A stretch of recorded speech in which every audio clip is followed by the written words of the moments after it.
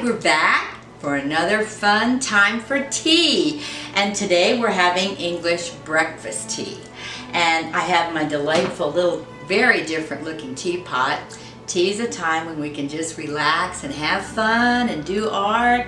We're just gonna sit and have a cup of tea. Maybe after we do a project or two, we'll have a little snack and just have a party. It's so much fun to do art. Well, I want to show you just a few things. Art Nouveau and sort of together with Victorian and Steampunk at the very end of the century, the 1900s, the beginning of the 1800s, the beginning of the 1900s. You have the Art Nouveau style. You also have the Victorian style, and today it's very popular to have the steampunk style. So we're going to talk about recycling things and using things that you can use again and again. It's a lot of fun.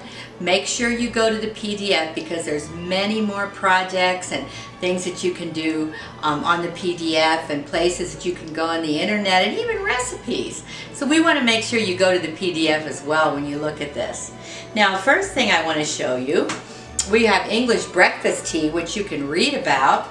But this is, if you've ever gone to a thrift store and bought old teacups, well, you can super glue them together. Of course, that's a little strange, and I can have a very unique teacup. Or I can have it be like this, and I can have set little candies in it, or I can even put jewelry in it. But there's many, many different things that I can do. Now, another thing that we have a reprocessed purse from old candy wrappers. You can just do this. There's so many things that are thrown away, and one of my favorites, which you'll be able to see in the video, is when you take a water bottle, and what you do is you empty it and you tie it. I had one of my students do this, and it was so delightful. He brought me an hourglass. He had taken an old water bottle, tied it in at the middle, and poured sand in it, and he created an hourglass. It was so very interesting. So there's many different things that you can do, and the projects that we're doing today are really made from different things that you can make things out of that don't cost very much at all. So save everything that you've got. And we're going to talk about Walter Crane. Walter Crane illustrated many wonderful children's books. My favorite is, you can look at The Beauty and the Beast, and he illustrated that, and he illustrated beautiful posters and pictures, and he was very well known for his works on balance and symmetry. And so I want you to read that over in the PDF, and if you did a poster of a swan and you wanted the bird to be exactly the same on both sides, and if something's exactly the same on both sides, it has symmetry or formal balance. If it isn't exactly the same, it's asymmetrical or has informal balance. So if I drew a picture of a swan or a bird, I would start out with basic shapes. Line defined shape, and I would make a beautiful neck. And that's sort of like a question mark that's thick. I have a folded piece of paper, so I'm actually doing this on a folded piece of paper. I would have a big shape for the belly. This would be the neck, a triangle for the wing, and then of course the tail. Now, in order to cut this out to be symmetrical, I would just do it on a fold, and then I would take a pair of scissors. Wonderful thing about Art Nouveau, it was extremely decorative, which means there were many beautiful flowers and leaves and shapes and designs, and you can actually look at an Art Nouveau picture, and not only would it be the bird, but it would probably have a beautiful border on it as well. So as you can see, I'm cutting it out, and if I wanted to do a nice poster with a swan, and I wanted the swan to be symmetrical, all I would have to do is make sure that I did it on the fold. Because when I take this and I open it up, lo and behold, I have something that is lovely and that's symmetrical. So these swans, really, it looks so pretty, and I could trace this, or I could even color it and I could glue it on a poster and it would look just like the one that you see done by Walter Crane. We're going to do a face. And before I begin, I want to show you an example of an old, things that were antiques. Like this is from an old hymn book, an old letter. These are flowers and different kinds of paper, recipe, everything you can glue around it, because once you do a face, you might want to go ahead and put things around it that make it look very Victorian. I put lace there, I put a big flower there, and I put some wheels and gears there, and a butterfly here. And you know, when you do this, you can make a beautiful Art Nouveau picture of a person. And we're going to go ahead, you can put recycled things around it. It can be like a collage about you. You can do a picture of you and put things around it. And one of the first things we're going to do is we're going to draw the classic proportions of the face to help you draw it better. Okay, we're back, and Gustav Klimt, this is a picture of a lady, and as you can see, the face is lovely, detailed. The face is realistic, but then there's wonderful patterns and intricate designs all around the lady's face. Gustav Klimt was a very famous artist at this Art Nouveau time period, and he did absolutely beautiful works of art. And so as you can see, we're going to try to create a face from the classic proportions of the face. So if we start with an oval, give the proportions correctly. This will be in your PDF as well. Halfway down is the eye line. Halfway between the chin and the eye line is the bottom of the nose. And then halfway between the chin and the bottom of the nose are the lips. So if I take, you can generally fit 5 eyes across the face. So if I make the eyes and just suggest the bottom of the nose and the mouth, which on this side I'm going to make a little V, and then I'm going to go like this. I have the mouth. And the ears are between the top of the eye and the bottom of the nose. And then I erase my structure lines, and then I can create a beautiful face. And when I put details on my face, and my eyes especially, when you get up in the morning, one of the first things you do is you look in the mirror and you look at your eyes. So we're going to do these eyes and the black pupil, because there's always light in the eyes of a person. If you look, even every one of Audubon's birds has light, a little bit of white in the eye. And if you look around your sisters or your brothers, you see that light. So we want to remember to make our eye in that way. And our mouth, we shade the nose, but we just want to put the nostrils, no hard lines. You don't want to make like a V. And then the lips go up and down, sort of like a bat. Now you can do teeth, you can do a smile, but this is just basics. We're just doing this in an easy way. And again, look at the PDF for more wonderful examples. We have our steps here as well. We have our different shaped faces. Everyone is different. God, Psalm 139, we're all unique and wonderfully made. Some people have a heart-shaped face. Some people have an oval face.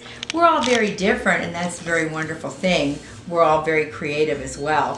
So once you get your face on there and color it in, I want you to glue things around it that are things that you've saved. My Aunt Patsy, I did a wonderful painting and I saved different things from her, pictures, photographs, letters, and I wanted to put her right in the center of it. So you can do this and you can put things in your picture that are really special.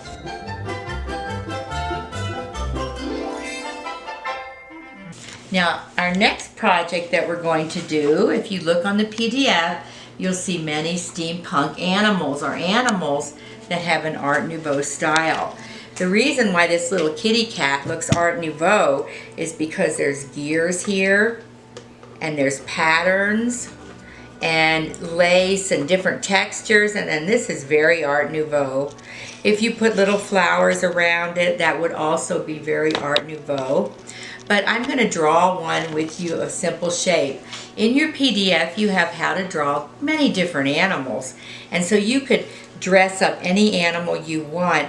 I have one picture of, you know, what they do is they put actual animals, like you could have your pet put into a painting from long ago, like a Renaissance painting, and, you know, put their face. It's very, very famous to do that. In fact, right now I'm doing a portrait of a dog for a very special person that's asked me to do it, and I'm going to do it in a really fun way.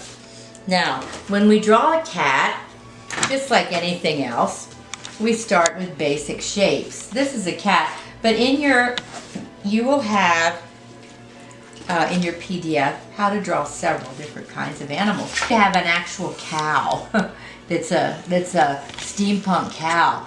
You could dress them up and put all kinds of interesting things on them. This is a little kitty cat. This is a very simple little kitty cat. And this is a shoulder, and you can see another leg there. And then you can use these lines to help you. And I'm going to make a little nose here. You can always erase. Always draw lightly in pencil first. Don't draw real darkly, because if you draw if you draw dark, you can't erase very well. You might want to erase. So if I would glue a bow here maybe, or something lacy. Maybe put a hat on the cat, some kind of a really fun hat. I could put different patterns like this, give him a really cool pattern, and I would have an Art Nouveau or a steampunk kind of an animal if it was very nicely patterned, just like this cat. And you can see I did the eyes, and then I did around the eyes, and here's 3 horses. And this is also, these are very decorative, and this is more in a steampunk or Victorian Art Nouveau type style, and that's really what we wanted to create here.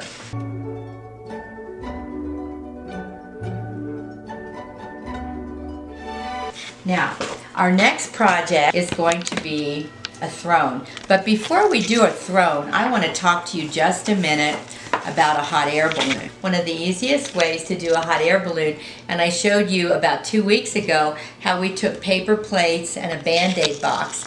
You can use almost anything and create something really cool and special out of it. And I want you to look at the different flying machines that were created at the same time when Walter Crane, and we have our Art Nouveau style, we have Jules Verne's very famous story, Around the World in 80 Days. And it was almost like outer space. When the first balloons came out, the Montgolfier brothers, I think that's pronounced correctly, invented a balloon. And that was like today when people go in outer space and have great adventures. But at that time, it was a great adventure. And they did, actually that movie is done a long time ago. That's also done in the 50s. But you can listen to the music and watch excerpts of that and how one of the first balloons was done. And that was when trains were becoming popular, and there was a wager about being able to go all the way around the world in 80 days.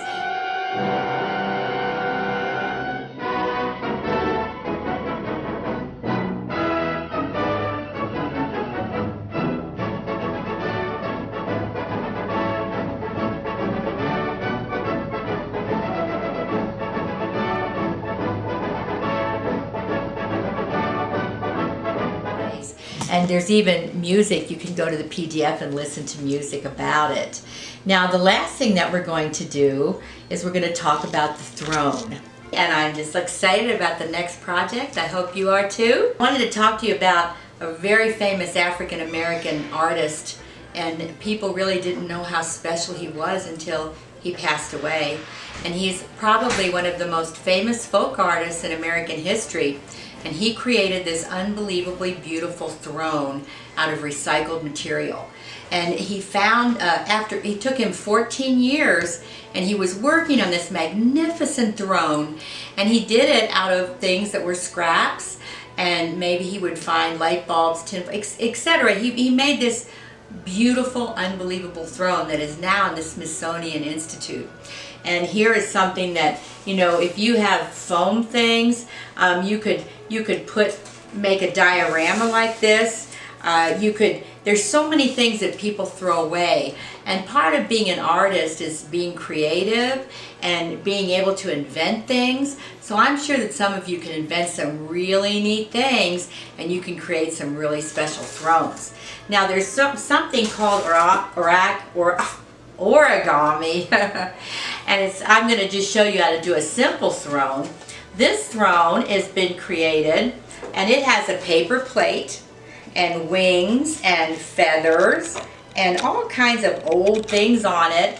And but I want you to look at the throne that Mr. Hampton created. And if you take a square piece of paper and you want to go ahead and cut up on each side, don't cut it all the way, just cut it like this. Whoops. And then you just fold it. And how you fold it is you take it like this, and you create the seat. You can use pipe cleaners. I've had people use sticks and make magnificent, beautiful thrones. And you know what James Hampton's throne was called? The throne for the second coming of Christ. And he was a Christian gentleman, and he was a wonderful gentleman, and he was a very, very, very good artist as well. And so when you think about it, he took things that were throwaway things that nobody wanted, things that would get thrown away, and he created something magnificent and beautiful that is in one of our country's most important museums. And you know, it's really fun to do something special like that. And it's also a really exciting thing when you think about knowing Jesus as your Savior and how he can turn anything into something beautiful and golden and special. And there's more information if you just want to click on that PDF if you want more information about that. We're excited about the very next video. Don't miss it. And we just love you so much, and enjoy tea time. Be chill, relax, have fun, be creative, and see you soon. Bye.